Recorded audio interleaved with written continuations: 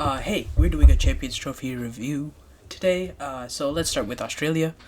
As always, they have a solid team. I don't know how well the bowling attack works though. Their second spinner is Glenn Maxwell, who should be your sixth bowler at best. Pakistan have also created a lot more dusty tracks to help the spinners now. I don't know if they're gonna go back to flat tracks, but I'm gonna say that they will because they don't know what's good for them. I think Zampa should still do well though. Pacers won't be doing very well. Stark wasn't great in white ball cricket last year. In ODIs, he took 8 wickets in six games, and also, Comdog and Hoff won't be playing. Massive blow for the Aussies. Their two most experienced Pacers being ruled out is absolutely crazy, and now I don't think their team is as good. Obviously, there's Ellis, who can replace them, but I don't really think there's anyone capable of replacing Cummins. He brings a good batting and bowling ability to the table, and he's also a very capable captain, so I don't know if Australia are going to do as good as I thought they were. Maybe if someone like a Xavier Bartlett comes in, they might do better. So I expect Ellis to take up the mantle for Hazelwood. They're similar bowlers, good line, length, pace, and bounce. Now for the batters. There's really no great established ODI batter other than Smudge and Head, who are both in pretty good form after Border Gavaskar Trophy. Head was great in ODIs in 2024, and he played really well last year. Smudge was good. He averaged 44 and struck at 86 throughout 2024, so he's doing great. Other batters were lackluster, solid finishers with Maxwell. Hardy can play a couple of innings as well. Inglis might come out of the blue for them. He's a solid batter in ODIs, but he'll definitely save the team from a collapse with Maxwell. He can play really well on flat pitches and accelerate the innings quickly when they need it. Next, the Afghans. Afghanistan was probably the best team in ODIs in 2024, winning 57% of their matches. This is probably a huge confidence boost for the team, and they qualified for their first multi-nation tournament semifinal last year. The team is super balanced, and it's just perfect. This group might be a little hard to beat, but I think they can do it with last year's ODI Player of the Year, Azmatullah Omarzai. Omarzai can finish the game well and take a couple of wickets when you need it. Omarzai averaged 52 and struck at 105 last year, hitting 350s and 100. He was even more amazing with the ball, averaging just 19 and striking every 4 overs. He was fantastic, and other than that, you've got the spin brilliance of Rashid Khan and Noor Ahmed. And you've also got the pace brilliance of Faruqi and Naveed, and the opening duo of Zadran and Gurbaz. Zadran and Gurbaz are perfect together. They were great in the T20 World Cup as well. The middle order will probably be so crazy, so look out for them too.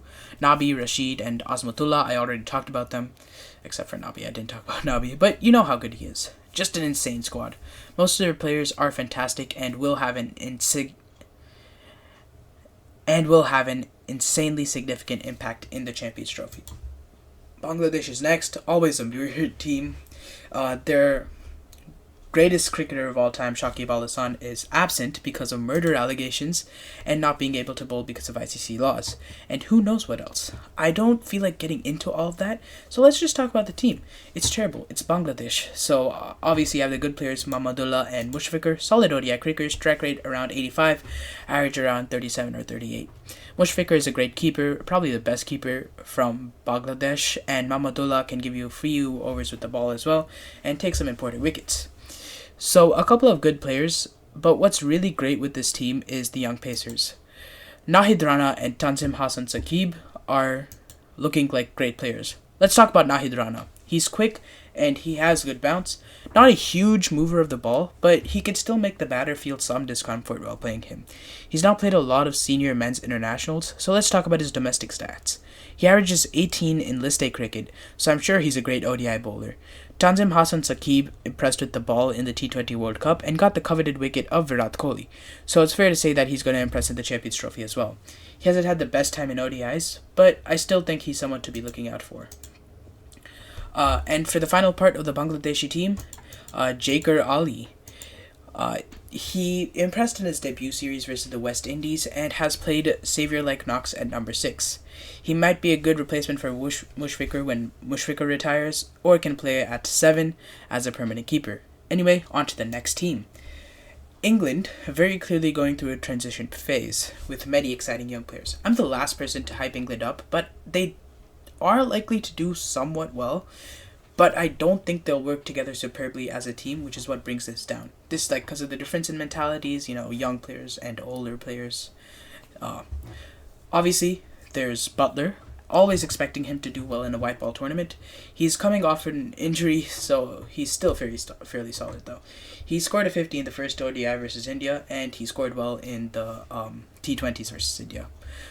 Other obvious ones like Phil Salt, who plays well on flat pitches. Livingston is a good finisher and a good seventh bowler.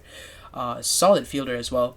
Adil Rashid, arguably England's best spinner of all time, and Joe Root, probably England's best all-format batter since KP, and Ben Duckett, who's in good form, aggressive, and he just plays well.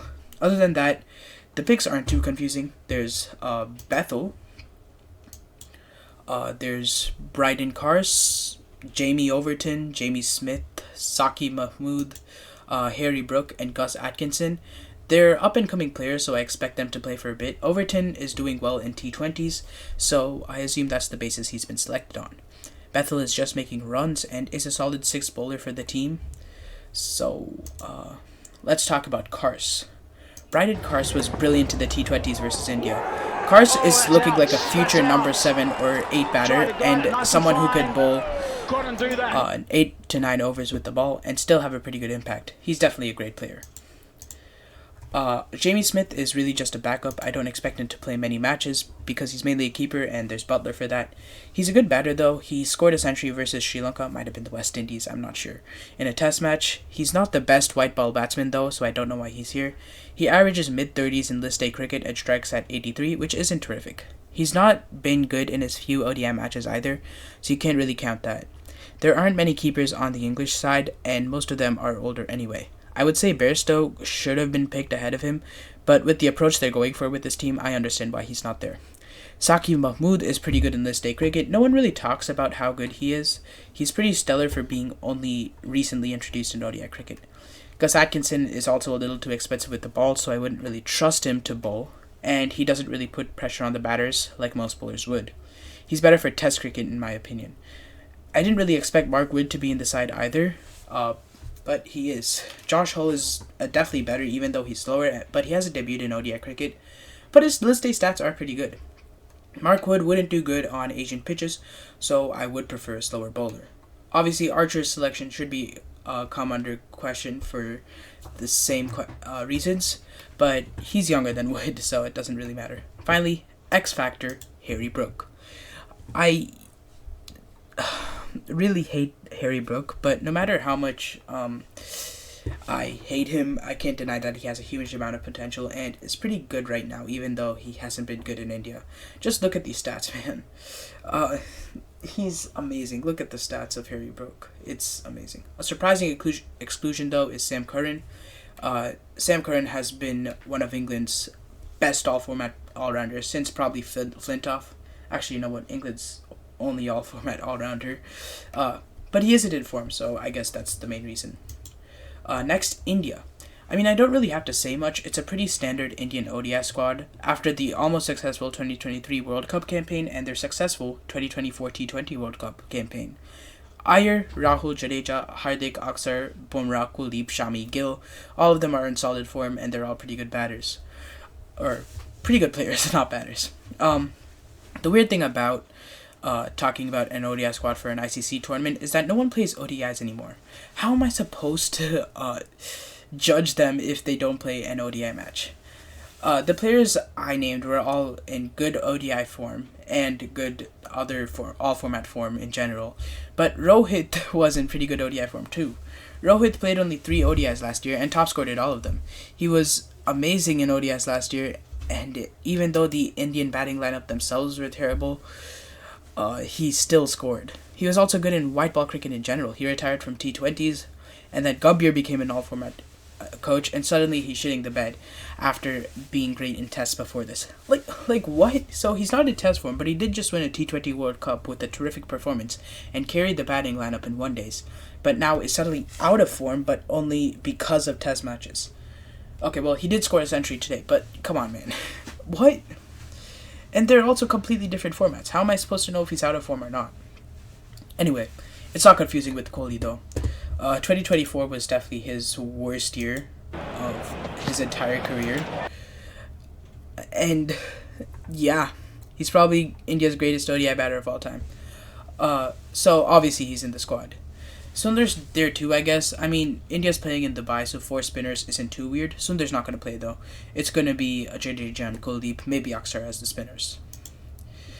Let's talk about Rishabh Pant and Yashasvi Jaiswal. Pant is in good enough form.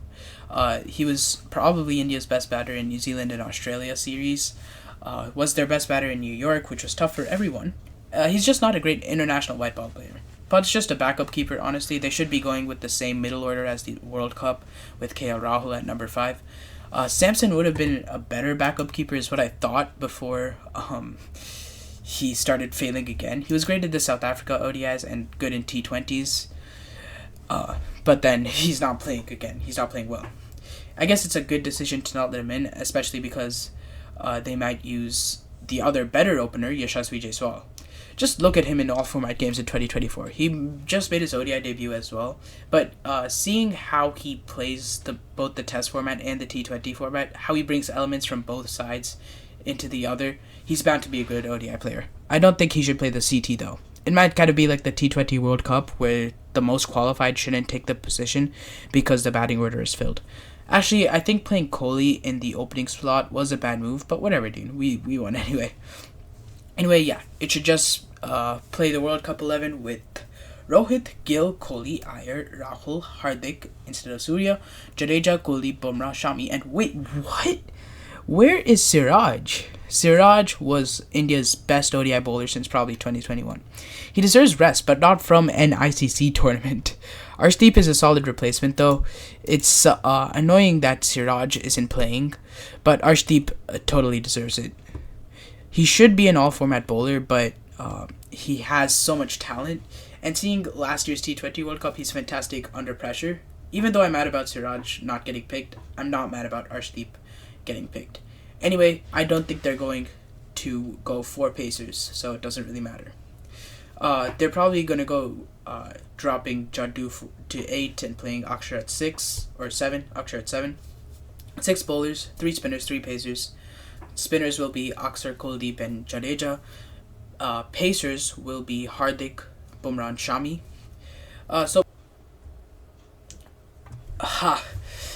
New Zealand. Generally, how do you judge these teams? I've never known when New Zealand is playing an ODI or a T20 or a Test. It's really weird. The bowlers are probably missing a few players, but it's also the easiest part of the squad, so let's start there. One missing exclusion is Jacob Duffy, which I'm pretty sure no one has ever heard of. He's way better than Ben Sears, who just made his ODI debut. Ben Sears did not get a wicket, and he has worse list A stats than Jacob Duffy. Ferguson is standard, Henry is standard, no Southey, he's retired. No Bolt, I don't even know what Bolt wants to do anymore, man. I'm really confused with all these tentative retirements. I don't know if he wants to be dropped. I don't know if he just wants more money. And I don't know what he wants to do. Willow Rook is probably a good replacement for Southey, though. You probably know him, but you probably know him.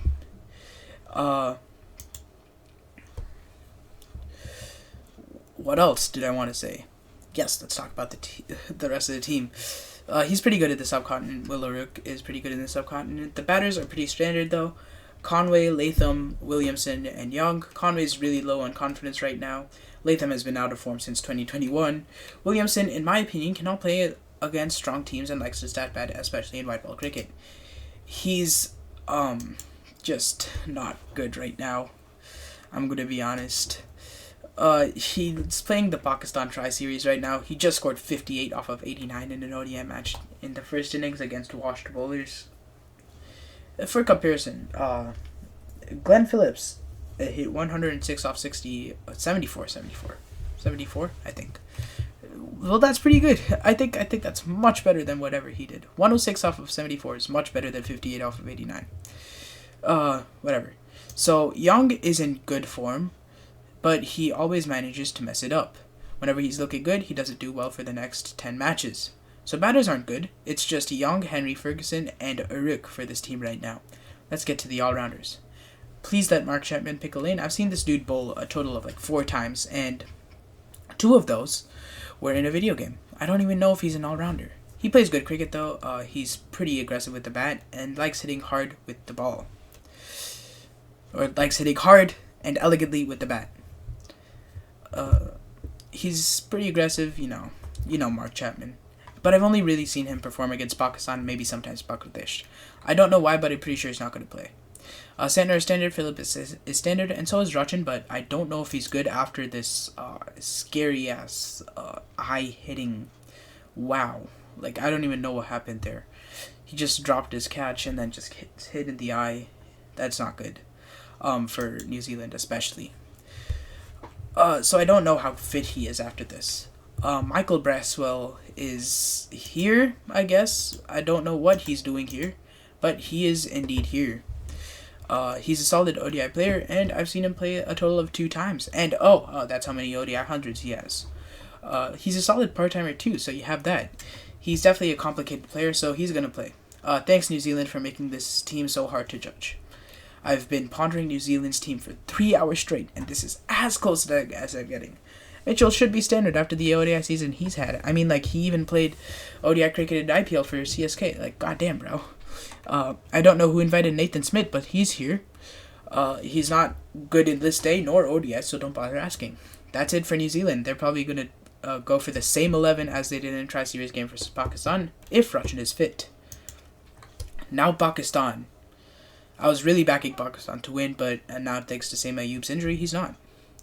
They're not winning. This squad is actually really solid. Shaheen is taking wickets, but giving too many runs, I feel. Rauf is fine. Naseem is not taking wickets, but he is going for runs. I mean, all of these pacers were alright against Australia and South Africa in the ODI series, especially Shaheen, who has played both series. And playing at home could really benefit them, so maybe they can do well. I think a better swinger instead of Naseem could have been better for the team, but there's also Hasnain. They can alternate with them. Anyway, since Saim isn't fit, the lower order will have to carry the batting. Fucker is there, and we all know how good he is. I mean, just look at how good Fucker is. Look him up, dude. He's amazing. Babar is there too, but right now he's really inconsistent, so I don't know if Pakistan can trust him to perform. Same thing with Rizwan. The two go into their shell way too much, and it kind of ruins Pakistan's innings. Sometimes when Rizwan gets set, he throws his wicket away after defending for like the past 20 balls. He's just a super slow starter. They're still class players, but I don't know what to do with them, man. South Shakil is interesting though, because his ODI stats aren't great, but his List A stats are pretty solid. I would still back him though. He is pretty talented. Definitely a cricketer to watch during the CT. How do I judge Usman Khan, man? 12 List A innings, 0 ODI innings, a handful of good T20 innings.